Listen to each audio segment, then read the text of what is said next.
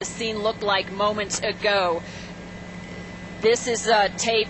This is when we first arrived on scene, and it looked like officers standing on a hill above this earth mover turned tank were firing some pretty heavy arms at him, trying to find a weak spot, trying to find some way to immobilize. This man was now on the east side of Granby in what's called an independent propane company yard. We thought for a time he might actually be taking out some of the propane tanks. He kind of looked like that's what he was thinking about, and then he took off and headed into the downtown area again. Now, if you'll stay with me, photographer David Gregg is going to fast forward some of the videotape, show you just a little bit of some of the crazy things that this man has done over the course of the past hour and a half. And again, we want to emphasize, at last check, when we were last over Granby about 15 minutes ago, he had been stuck inside the back end of the Gamble's appliance store, apparently taken out his own radiator, and the engine had seized up, and SWAT team members were trying to get inside the tank. But a tank it is. It's an earth mover no more. It's actually a tank.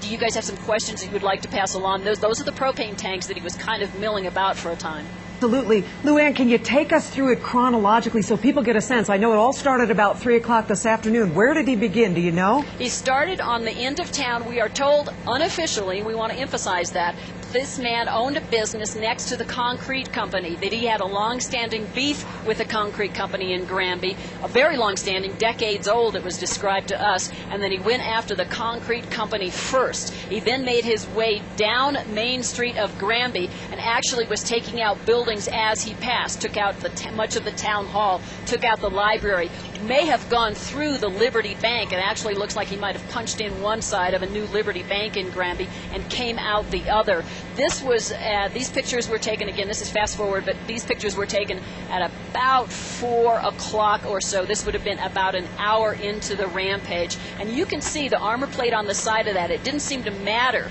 what police officers did with the rifles and such, and they could not pierce it. This was an earth scraper they moved in to try to do some combat, to try to in some way immobilize the scraper. Almost got to where he was turning it over at that point there, but the scraper is just no match for the cat there, the Caterpillar turned tank. Hey, if you're just joining us, it's now 5 o'clock. This is News 4 at 5. This story's been developing since about 3 o'clock. This is file tape of a man who's got into some bulldozer that he's made into a makeshift armored covered bulldozer, and he's damaged or destroyed half a dozen buildings in Granby, a town of about 1,500, about 50 miles west of Denver in Grand County. So far, we're hearing no one's been injured, but that has not been confirmed. Luann, let's go back to you, please. Tell me, you talked about this a little bit earlier, but you look at that vehicle, you can't see anybody in there. Did you ever get a look at the person who's inside? We never did, and I think that because he geared this up, outfitted it to act like a tank, that he has had a very tiny kind of point of view that he could see out of. We were skeptical when we first arrived on scene that there was any way for him to fire any weapons out of this, and I think that's exactly the case. What you see on top of there is debris, some venting, a whole lot of cinder blocks. He's actually pushing cinder blocks. These are remnants. This is debris from the buildings he's taken out over the course of the past hour or so prior to when these pictures were taken. Now, if you'll stay with us, he has just headed westbound again. This is tape. He has just again headed westbound into the downtown area. Right there, may have taken out a radiator. He doesn't stop for light poles. He doesn't stop for buildings. He takes out the corner of the copycat store. Again, this is right in downtown Granby. And then the Gamble store next to this became another prime target. He backed up while the radiator's smoking, while he has any power left. He's going to attack that Gamble's appliance store. Many of the stores, the buildings, the offices that we have seen him take out apparently seem to have some rhyme or reason to him, some kind of history, some kind of ongoing gripe that were part of his problem with the city officials and some of the other business owners in Granby. He's going to turn around here and make one last stand and shove that Caterpillar into the Gamble's appliance store. Lou, according to some witnesses, he reportedly also is armed with a machine gun. Can you see that from your vantage point? We think there is absolutely no truth to that. We were hearing different reports, some along those lines. We also heard reports that at one point they were trying to get an armor-piercing machine gun brought in from Hot Sulphur Springs, which is about 10 miles down the highway. That apparently was their thought as to what their only hope was as to how to stop this man. But he actually ended up stopping himself. You can see now that long stream of wet pavement there. That's the radiator. Apparently took out the hose or some other part of a radiator underneath his Caterpillar, and he is going to make one last stand, go over the curb, and start punching his way into the gamble store and into the back of that. When we left the area of Granby about 20 minutes ago, he had wedged himself in the back end of this store, and apparently had taken out the radiator, and he'd become immobilized, and we had SWAT team members trying to figure out how to get inside the Caterpillar. And is that where it stands right now, Lou? Have they gotten inside? Do you know? We don't know. We haven't been able to communicate with our crew on the ground up here. You can see he just is deliberate and determined, and nothing will stop him except his own equipment. What we're going to do, if you can stay with me now, he's going to make one last stand here. We're going to fast forward again and show you how far he gets, and then we'll take it up to where we actually have members of the Grand County SWAT team, the Sheriff's Office SWAT team, standing on top of the Caterpillar, trying to figure out how to get in. I'm sure police officers, sheriff's deputies were themselves assuming for a time that he was armed, because they were trying to keep their distance, trying to take cover. Actually took cover, as you can see there, behind the scraper, but they seemed to realize at some point that he was unable to shoot out, and that at this point he was like a turtle on his back. He was very vulnerable. He had gotten himself wedged, he disabled the Caterpillar, and there was no place for him to go. The challenge now was to get him out of there. We don't know how that stands. So the video we're looking at is of that department store you were talking about. Is also, we understand that the hardware store, I also understand that he did some damage to a bank, Liberty Bank, that was recently opened, and the town's newspaper building, a two-story structure as well. Sky High News is the newspaper office there. We're told that that's virtually a rubble. We heard from Terry Hurdle on News 4 earlier, and she owns an antique gun shop, black powder gun shop at the other end of the store, and she said that somebody came running in and told her to run out because it looked like this man earlier was making a beeline for their store and then turned and went elsewhere. Yeah, it seems, again, as we talked about earlier, that it was very systematic, that he was picking and choosing where he was going. He was very deliberate in his choices. Yeah, there may well have been a method to his madness, which is probably a good way to look at it right now. Pilot Mike Silva, photographer David Gregg, and I have taken a poll. We've been flying collectively about 70 years in this market. We've never seen anything like this. Yeah.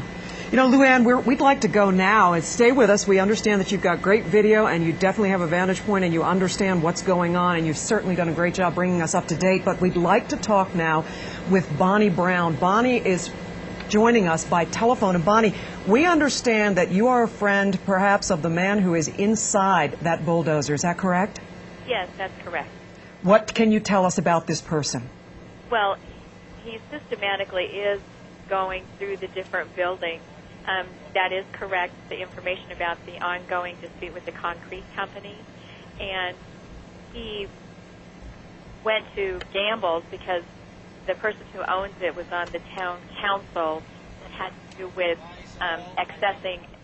excessive taxes on his property that he purchased to build his muffler shop. And he talked with me about doing this back in January, just in a conversation while we were having dinner, and of course I thought that he was just kidding. I had no idea that he would follow through with it and continue.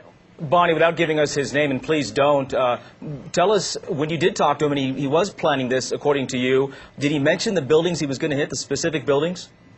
No, he just said that the people that caused him harm, that he was going to... I'm trying to think of how he put it, that he would pay them back Bonnie, for what they had done to him. Take us again through his gripe. I don't quite understand what he was upset about. Well, you know, I wasn't really paying attention because I thought that he was just kidding, and he had mentioned something about that he purchased this land to build his muffler store at a public land auction, and that unbeknownst to him, the man who had owned the property and that was losing it was bidding against him, and he wasn't able to exceed the bid that this person had bid on, so he ended up winning the property. And the man actually had annexed this piece of property under the table with the town of Granby, and that Marv didn't know anything about this, and so he tried to sell the previous owner, the land back, and he didn't have enough money. And so then when Marv was trying to develop this property... Bonnie, let's jump in here. Let's be careful not to say names because obviously this person is not considered, he's a suspect. He hasn't been identified. Exactly. Yeah. So he's still inside, we understand. Tell me about this vehicle. Did he actually say he was going to take a bulldozer and armor it? Well, he didn't say he was going to armor it. He said, I'm going to take a bulldozer and to the town. And did he say specific buildings, specific businesses? No, because I didn't know the people that were involved. He just said that it was the town council members, and so I'm assuming that he would just be, because of several other buildings that were taken out had to do something part to do with this land transaction and the taxes that were levied upon him, and he said that it cost him